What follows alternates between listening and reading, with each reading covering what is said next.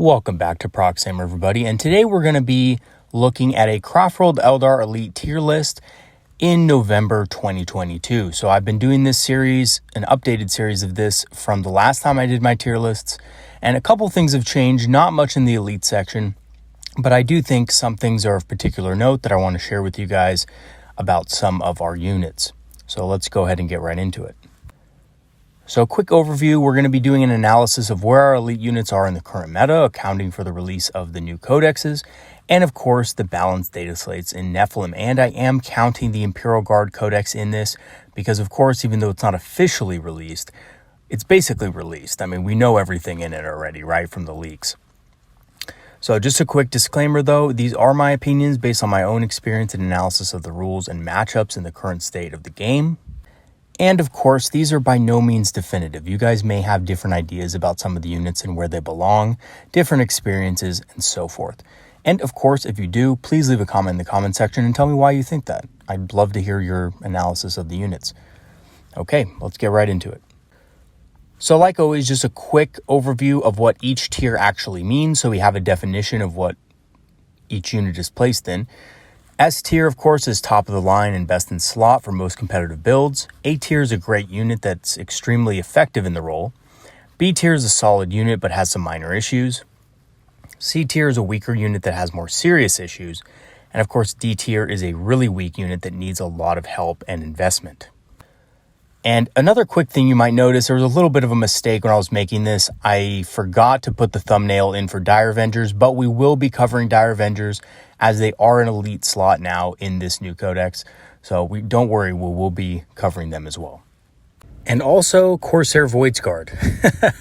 Forgot them as well. So they're going to be included at the end also. So first up is Wraithblades. So Wraithblades are a very tough unit with toughness 6, 3 wounds and -1 damage, extremely durable. The Force Shield version has a 4+ invul save. Now, I believe these guys belong in B tier. Now, when I did my last tier lists, I believe I put these specific models, Wraithblades with the the Ghost Axes and Force Shields in A tier. And that's because in comparison with the other books that were out, Wraithblades, especially the ones with the Ghost Axes and Force Shields, were pretty much awesome in their class of infantry. So when compared to things like Terminators and stuff like that, they were excellent. However, with the release of the Chaos Space Marine Codex, the Tyranid Codex, and all the new dexes that have come out in the recent months, they just seem to be a little bit overpriced when compared to those other options. You compare them to something like a Tyranid Warrior, for example, they have a lot less versatility and they don't have OBSEC and things like that. You compare them with things like a Chaos Space Marine Terminator and, they're more expensive and they don't really do as much damage or take as much damage and things like that with certain stratagems. And really, overall, Wraithblades are still very good. I think they're a solid unit. It's just that they're a little bit overpriced. And that's both variants. And I think that the Ghost Swords, can work in things like Inari where they can get an invul save. Typically, you won't take them because they're still a little bit overpriced for what you pay for them. But that's basically where I'm at with Wraithblades right now. I think they're a solid unit, but I do think they need a price reduction. I think they need to be reduced by 5 points a model. A lot of people are saying 10 points a model. I don't think that's quite what they need because what we don't want to happen is we don't want a spam situation where people are only paying like 30 points for a Wraithguard and people are just spamming them out, right? That's not what we want. But we do want a price reduction so that they're more cost effective against other units of their class, like, Chaos Terminators, Tyranid Warriors, things like that, right? So I do think they belong in B tier because of their comparisons with other units in their class, of course, and because of the fact that they're a little bit overpriced. Next up is Fire Dragons. So Fire Dragons I put in A tier. Now, why did I put Fire Dragons in A tier? You might be thinking, Proxyhammer, Fire Dragons aren't really that great. They're overpriced. You pay a lot of points for them. They need a transport. And against most targets, they're not going to be ignoring invuls and things like that or demonic saves. So here's the reason why I put them in A tier. And some of you may disagree with this, but basically, Fire Dragons are a best-in-class vehicle and monster killer. And point for point, they're actually the cheapest unit of monster/vehicle killers that we have available to us. So 3 D cannons are, of course, 195 points. 2 D cannons are about 130 points, and both of those options are more expensive than 5 Fire Dragons.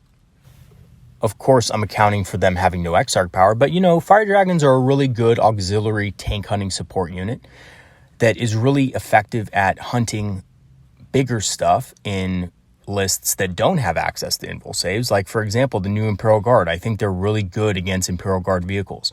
They wound Imperial Guard Leman Russ on 3.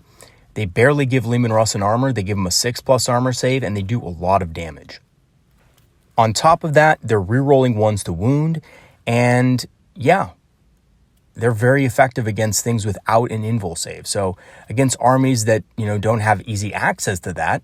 And again, I would even argue that against the Leagues of Votann, they're pretty good, even though in general, I think the matchup is not the best for the leagues. I still think these guys are excellent at popping things like Sagittars and also doing pretty decent damage against Hecatan land fortresses for the points. And again, against the Hecatan land fortress, these guys are wounding on 4+. So even though this is a little bit worse than D cannons, obviously, for the points cost, they're pretty effective. Now, you might need to put these guys in a Falcon or Wave Serpent, but even so, that Wave Serpent still has value. Yes, it's a tax, but that Wave Serpent is going to be doing other things. It's not going to be a useless model. So what else do Fire Dragons offer? Fire Dragons have 2 Exarch powers that I think are some of the best in the Codex. +4 range on their weapons, which basically puts them out of range of things like Auspex scan and things like that. And you would be surprised. A 16-inch range can put you just outside of an Auspex scan from an enemy unit that you might be afraid of. So let's say that you're shooting a vehicle and the unit that you don't want to be Auspex scan is just behind that vehicle or on the other side in a piece of cover. Well, normally, right, if it was closer, if it was within 12 inches, that unit would be able to shoot your Fire Dragons and that Fire Dragon unit would probably die. But with the 16-inch range, you don't have to really worry about this as much. Also, if you do want to play it a little bit riskier, maybe you have them in a Wave Serpent or deploy them on the board first turn. Maybe you give them the other Exarch power that auto wounds. I think it's called Blazing Fury or something like that. There's 2. There's Burning Heat and Blazing Fury. I forget which one is which. But I think it's Burning Heat that auto wounds. That's amazing. So think about this. Every hit that they do is going to auto wound its target, which means they don't care about things like transhuman. They don't care about any debuffs or anything like that you might give them. They don't care about any sort of modifiers to wound. They just straight up auto wound you, which is a great ability, but you have to be within 9 inches. So it is a little bit riskier. You're probably going to lose that Fire Dragon unit, but they are going to definitely kill that target, especially if it's a hard target. Something like a Rogel Dorn battle tank, for example. They're definitely going to get in there and burn it to a crisp. And especially if you're running the Bealtan Craftworld with the Wrath of the Shrines, these guys can really do amazing with Strands of Fate. Getting exploding 6s on their fusion guns could definitely take out a couple of Leman Russ battle tanks. And just think about it. These guys with that ability are only about 140 points. And you're taking out 300 points worth of Leman Russ battle tanks if you can get it within range. That's an amazing trade. And yes, they probably will die after. But they've made an amazing trade. They've stopped your opponent's heavy firepower. And this will allow the rest of your anti-infantry units to wipe up their infantry, which again, Imperial Guard infantry is pretty weak without support. So if you kill those battle tanks and if you kill those, artillery pieces and things like that, your opponent's going to be in a harder spot when trying to take objectives, especially out in the open. And for those reasons, that's why I think Fire Dragons are an A-tier unit. I actually think they're on the up and up. I think that they, even though they don't ignore things like demonic saves, they still do really good damage against certain demonic creatures, especially with the Burning Heat. If they can auto-wound something, like if they can auto-wound Bellicor, they're going to still do some damage. Even if he has a 4+ demonic save, they're still going to get some damage through. So definitely think these guys are worth a auxiliary choice or a 3rd slot or something like that. And on to the Wraithguard. So the Wraithguard are very tough, just like their Wraithblade cousins. They have toughness 6, 3 wounds, and -1 damage. and they have extremely powerful close-range firepower. But just like the Wraithblades, I think they're a little bit too expensive. I think that they can work in certain builds. I think, I've seen some competitive lists with a unit of Wraithguard, either with D-sights or just the regular Wraith cannons in there. And they can be effective, especially when used with something like Webway Strike. And especially because they are so tough, so an enemy unit using an Auspex scan, it's not really going to do that much damage to the unit. Especially something like, Devastators or something with anti-infantry weaponry. You're probably not going to kill the Wraithguard. You may kill one, right? But you're not going to kill the whole unit with it. And that's probably going to be a waste of 2 command points for your enemy. So this is a pretty great unit overall, but it's a bit overcosted. They are slow. Once they get in, they basically can't move after that. So faster armies are going to have a field day just running away from these guys after they kill their target. And because they're so expensive, they're probably not going to kill any more than that. So your D-sights come in, you blast the unit to oblivion, you kill a unit of, 5 Space Marines or 5 Grey Knights or whatever it is. They make up half their points cost, and then they basically do nothing because they're so slow. So oftentimes, this will basically mean that the Wraithguard are then just going to probably move to an objective or something like that, or move into a position to deny enemy board space from an opponent, but they're also not that tough. So these guys can be killed fairly easily by certain things. I know that, especially in the Grey Knights matchup, I just faced a Grey Knight player just the other week, one of our buddies in the gaming group. Dread Knights will tear these guys to shreds. Of course, if the Wraithguard don't, kill them first. But usually the Dread Knight is pretty safe from dying from a single squad of Wraithguard. So anyway, just like Wraithblades, I think they belong in B tier. A little bit overcosted for what they are. I think if they got a points decrease, they'd see their way into more lists. And, I think Wraith units in general have kind of a problem right at the current moment because they're not quite as tough as they should be for the points costs. And then, of course, we have Warlocks. So Warlocks are, S tier, right? They're fantastic. They're basically required for a lot of Eldar lists. I would argue that at least one Warlock is required in every single Eldar list. If you want to play competitively or if you want to, make the most out of your army, I should say. Not even to play competitively, but just to make the most out of your forces. They have access to fantastic psychic powers. They have a really easy way to perform psychic actions. Because unlike Farseers, they only cast 1 power anyway and are pretty cheap, so you're not wasting a lot of psychic potential by wasting a Farseer on a psychic action. And as a unit, if you take them as a unit of 5 or 4, they can do a surprising amount of damage with their Singing Spears. And this is something not a lot of players catch on to, but with Singing Spears, they can be an amazing damage-dealing unit. So check this out. Let's say you have a unit of 5 with Singing Spears. That's 125 points. That's pretty cost-effective for what they are. And let's say you're going up against something like Tyranid Warriors, right? Now, Tyranid Warriors are a pretty nasty kind of unit, especially in Leviathan. Although they have gotten nerfed recently, the actual Tyranid Warriors no longer have that transhuman ability. Only the monsters do.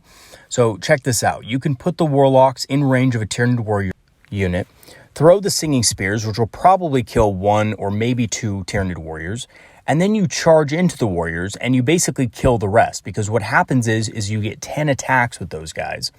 And with 10 attacks hitting on 3s, you're probably going to get about 7 hits, 6 wounds, and that's probably the rest of the Tyranid Warriors dead. And if there is one left that, gets to attack back, you have a 4+ invul save and you have 2 wounds per model, which, to be honest, the 2 wounds is not going to really matter too much because I think most Tyranid Warrior weapons have damage too. But on average, that Tyranid Warrior maybe gets 4 attacks back, 3 hit, 2 wound. You're going to probably save 1 of your Warlocks. You're going to have killed the entire Tyranid Warrior unit, which, by the way, is much more expensive than your Warlocks unit. And you're only going to have lost 1 Warlock. So that's a pretty good trade. And then if he doesn't charge anything else into the Warlocks, that other Tyranid Warrior is probably going to bite the dust as well. So, all in all, that's a very fantastic trade for a 125-point unit. So the Singing Spears can really devastate enemy units. They're also good against things like Hecaton Pioneers. They're also good against a multitude of other kind of units. Or not Hecaton Pioneers, sorry, Hearthkin Pioneers or Hernkin or whatever. I always get confused all the kin names of the Leagues of Votann. But they're very good against 3-wound models with not the best armor.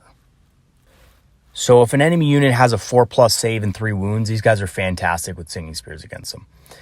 And, something I didn't mention, they also cast Psychic Powers. So if you wanted to cast a Smite before you went in, that's even better, right? You have an even better chance of killing that Tyranid Warrior unit.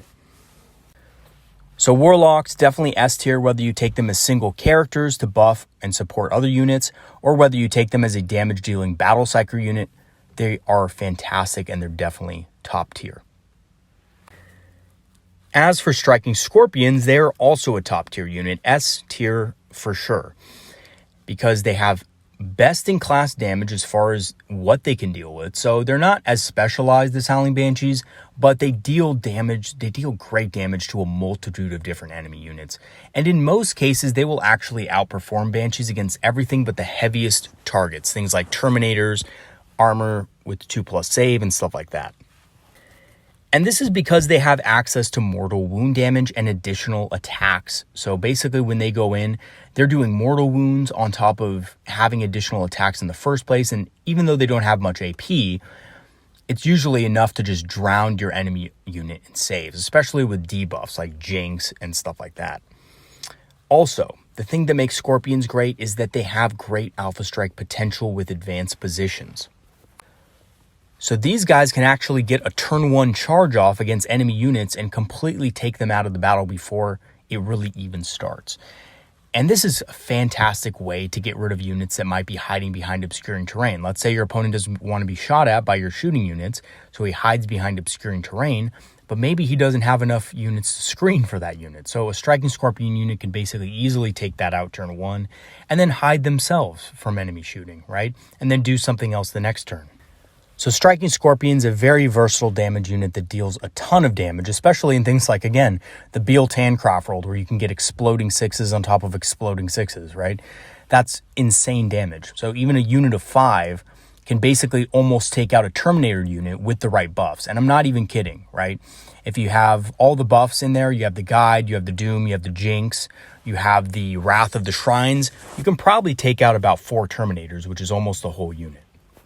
And that's only with a 5-man unit that costs about 115 points. So Terminators cost about 200 points, so you're trading considerably up with that trade. And on top of that, the Terminator is not going to be able to kill all the Scorpions back. So your opponent is going to need to find another way to deal with those Scorpions, and that's just going to muck up things for your opponent. So already your opponent is on the back foot trying to find answers to these guys. And really, unless he chooses to fall back with the Terminator, he has to charge something else into combat. And that's going to delay his ability to do much of anything. So again, very good unit at setting the pace of the battle from turn 1. And even if you don't get first turn, you can always phantasm them back into strategic reserve, and they can have some late game potential. So Striking Scorpions, fantastic unit, definitely S tier. And their counterpart, the Howling Banshees. So the Howling Banshees are also an S tier unit. They're very good at denying enemy board space. And what I mean by that is, Howling Banshees are a great deterrent unit, right? If you have a unit of Howling Banshees maybe hiding in a Falcon or a Wave Serpent behind some obscuring terrain, your opponent is not going to want to get within range of them because they have a large threat range, right? They move 8, they advance D6, and then they can charge after they advance. And they also ignore Overwatch and they force the enemy to strike last. So even if your opponent has a heavy hardcore shooting unit moving up, and this is probably not going to happen. Their shooting units are probably going to be in the backfield, to be honest. But if they do have something moving closer to support, they're going to have to stay outside of range of that Howling Banshee's threat because they deny Overwatch. They don't really care much about Overwatch, right? And when the Howling Banshees do get in, they have great damage with high AP. Their Exarch has probably the best combination in the game with the Mirror Swords and the Piercing Strikes, dealing double attacks and doing damage too with its weapons. So very good unit, excellent in fact.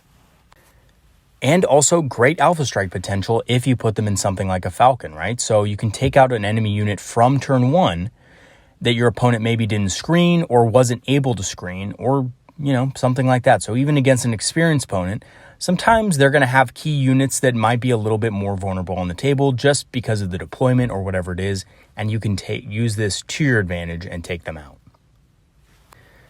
And Howling Banshees, and I know I'm kind of going off the list here, but Howling Banshees also make a great support unit because they deny Overwatch and force enemies to strike last. So they can charge in with other units of your army, and you can feel safe because your opponent won't be able to counterattack.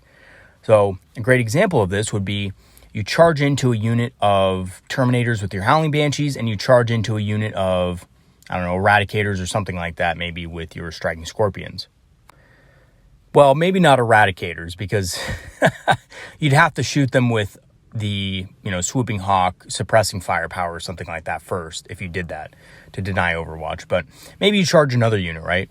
You don't have to worry about the counter-assault stratagem, counter-offensive stratagem, because the Banshees are forcing that unit of Terminators to strike last. So you could fight first with the Scorpions, kill their unit, and then you can go to the Banshees safely because those Terminators are not eligible to use counteroffensive. So very good support unit, extremely good with multiple assaults, just overall a fantastic and flexible combat unit. Howling Banshees definitely belong in S tier. And on to the Wraithlord. So the Wraithlord I ended up putting in B tier. Now, I really like the Wraithlord. I think it's a really good piece, a solid support piece to anchor a flank around, or to anchor part of your backline around so that they don't get swept away by close combat units. It's fairly tough. It has versatile weapon options with long range. Its Ghostglaive makes it an extremely deadly melee threat, and I think that's one of the main reasons why I think it's so good is because of the Ghostglaive, which allows it to deal double attacks or deal really strong single attacks.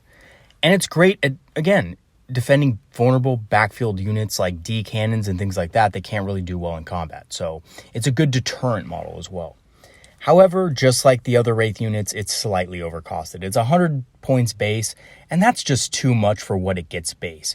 If you upload it with the weapons that it needs, like the scatter lasers and the Ghostglaive, it ends up being like 135 or 125 points with certain upgrades. Maybe you want to give it flamers. Well, that's going to be 10 points more.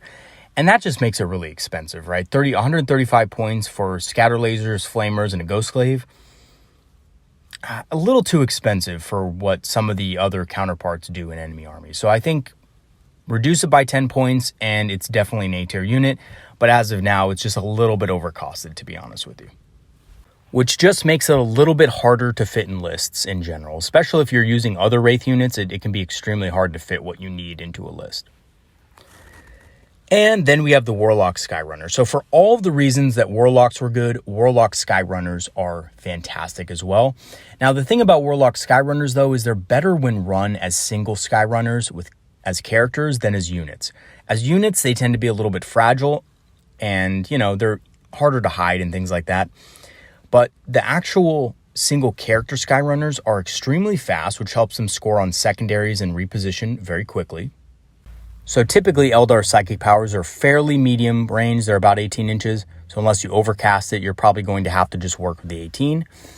And Warlock Skyrunners are extremely good at getting into enemy positions to cast things like Jinx on enemy units that might be a little bit more hidden or in the backfield so that your other units can take them out. Also, again, psychic secondaries. Really effective unit at scoring psychic secondaries. And with things like Quicken, you can make sure that your Warlocks remain safe, especially the Skyrunners who can move a big distance. It's not as worth it to use Quicken on an infantry model if you're not near obscuring terrain already. But on something like a Skyrunner that moves 16 inches, it's very effective at making sure that they're safe. So they can go up, use a psychic power or psychic action, and then another Warlock can use Quicken and get them back to safety. So great unit overall. Warlock Skyrunner, again, a staple in most Eldar lists, whether they're competitive or more casual, they're going to give you a lot of value. So definitely an S tier unit. And lastly, I know that they didn't have a thumbnail for most of the video. Sorry, my mistake, but Dire Avengers, right? So Dire Avengers are another S tier unit. Now, why are they S tier, you might ask? Aren't Dire Avengers only really good in Hail of Doom? So here's the thing about Dire Avengers. They're great in basically every army. They're a solid choice. Now, of course, they're way better in Hail of Doom. Let's not even, they're beyond S tier in Hail of Doom. They're basically, if you're not running a Dire Avenger unit in a Hail of Doom list, you're doing yourself a big disservice. But they're really good in any kind of list. So they're a solid shooting unit, and they're relatively cheap for what they are. They're only 13 points a model, and they have a lot of firepower for those 13 points. They're much cheaper in comparison with things like Warp Spiders and Swooping Hawks, although they have great range firepower as well. The Dire Avengers are much cheaper. And they can shoot and perform actions, so they can shoot an enemy unit and still be able to perform actions that turn. So if you needed to score on a certain primary objective for one of the missions, or you need to score on a secondary objective in the late game, these guys can do it for you and still be able to shoot as well. So very good unit here. And they have access to objective secured and increased damage through their Exarch powers. So they have amazing Exarch powers. Their Exarch can take 2 Shuriken catapults. These guys can just put out a lot of firepower for their points, whether you're using a 10-man unit or a 5-man unit. They're a fantastic addition to any army, and honestly a solid choice overall. So they don't have much weaknesses, and I debated whether putting them in A tier or not, but I do think they are an S tier. You know, I don't think they're obviously an auto include in some lists, but they can definitely be useful in basically every list, and that's why I ended up putting them in S tier. Maybe not because they're, you know, so strong in a certain type of list outside of Hail of Doom, but because they're just a solid unit that's going to give you a lot of value every time you play them in every game to any army, and honestly a solid choice overall. So they don't have much weaknesses, and I debated whether putting them in A tier or not, but I do think they are an S tier. You know, I don't think they're obviously an auto include in some lists, but they can definitely be useful in basically every list, and that's why I ended up putting them in S tier. Maybe not because they're, you know, so strong in a certain type of list outside of Hail of Doom, but because they're just a solid unit that's going to give you a lot of value every time you play them in every game. As for the Corsair Voidscarred, I honestly put them in B tier, and here's why. I think they're a very good unit. I've run them in a couple of Corsair themed lists, but the problem with them is they're never compulsory and they don't count as core in Craftworld. So unfortunately, they don't have a whole lot of synergies with other units in our army, and they can't be really buffed with things like Guide and Doom, which are essential Craftworld Eldar powers, right? However, they are pretty good on their own. They have Hail of Doom for all of their attacks, basically turning each 6 to hit into a 6 to wound, which is very good, especially with their Shuriken rifles. They have good combat power with their power weapons, and they do have access to a Runes of Fate Psyker, even though that Runes of Fate Psyker cannot target them with Runes of Fate abilities. It's still a good offensive Psyker to have. And that's basically it. So I think overall, Corsair Voidscarred, pretty solid unit in most cases. They're independent. They have a Psyker that can buff other Craftworld Eldar units, but they do kind of get expensive at that point. And to be honest, there's just, in my opinion, better choices. You do have to invest at least in a transport or a webway strike or reserves with this unit. They're not a really good unit to field on the battlefield alone. It's kind of like they have the durability of Guardians, so they're not quite great in that position. But I do think they're solid. I just think that maybe if you gave them something like Core, I think they could be much better. I think giving them the ability to be buffed and things like that with Core abilities would be fantastic. It really doesn't make sense to give them Craftworld because they are Corsairs. That would not make sense. But to make them a core unit at least would, in my opinion, make a lot of sense. They are Eldar, and they should be able to be affected by Eldar abilities. And of course, I know some people watching this love the Corsair Voidscarred and will tell me, oh, well, Corsair Voidscarred are obviously, they have to be better than B tier, right? But really, the problem with Voidscarred just lies in the fact that, again, they can't be really buffed easily, so they don't fit well into a lot of synergies. But furthermore, they really have a hard time, like I said before, fitting into a Wave Serpent effectively, I should say, compared with a unit like Howling Banshees. So let me give you an example. A Wave Serpent fits 12 models, right? So if you basically can fit 2 squads of 5 the most efficiently. If you have a squad of, let's say, 5 Fire Dragons and you have 5 more slots realistically to be able to put in there, plus characters, are you going to go with a unit like Howling Banshees who can basically destroy 100% of the time whatever unit you're going to hit in that destroyed transport that the Fire Dragon's destroyed? Or are you going to go with the risky choice and go with the Corsair Voidscarred, which may or may not be able to kill that unit inside because they can't be affected by buffs, right? You're probably going to go with the Howling Banshees because the Howling Banshees can be buffed with Guide, they can be buffed with Doom, you know, stuff like that. So again, I think the Corsair Voidscarred are very effective for their points, but there just needs to be something a little bit more with the Corsair Voidscarred to make them, in my opinion, above B tier. Now, I do think they're a solid unit, just not quite A tier.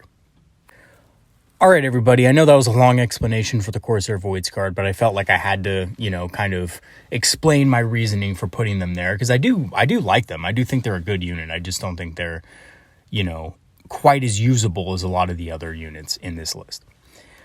All right, everybody. That's going to be it for today. I will see you guys next time. Peace out. Have a great one, everybody. And leave a comment if you, disagree or agree with any of my choices. I'd love to hear what you guys have to say. All right, everybody. Have some good games this weekend, and I'll see you in the next video, which will probably be a video about how to control the battlefield as Craftworld Eldar. Have a good one.